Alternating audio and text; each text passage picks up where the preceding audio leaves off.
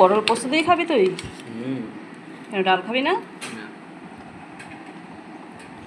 ডাল দিয়ে লেবু দিয়ে খাবি, ভালো লাগবে। আরেকটা দেবো পটল? আজকে নারকেল বাটাও দিয়েছি সাথে একটু। তুই বললি দেখেই করলাম, আমি আলু পটলই করতাম, আর ভালোও লাগছিল না আজকে। আমারটাও একবার আমি নিয়ে নিই, একটাই নেব আমি।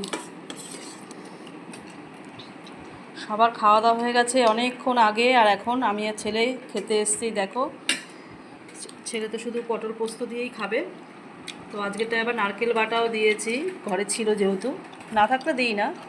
তো ছেলেই বললো যে মা, তোমার শরীরটা যখন ভালো লাগছে না, আর পটলের তরকারি করতে হবে না, তুমি এটাই করো। বেশ পছন্দ করে।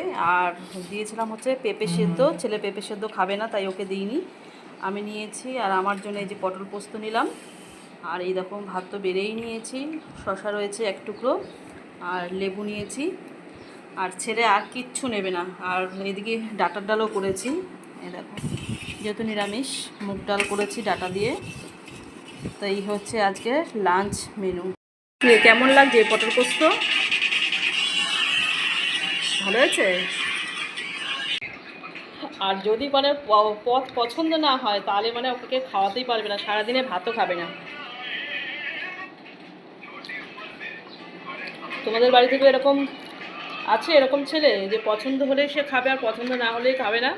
আর এই নিরামিষের দিনটা হলে না, মানে খুব চিন্তাও হয়, ছেলে এটা খাবো না সেটা খাবো না, অনেক মানে মানে ঝামেলার ব্যাপার আছে। কিন্তু ওই যে পছন্দের যদি একটা পদ হয়ে যায়, ব্যাস, তাহলে আর কোনো চিন্তাই নেই।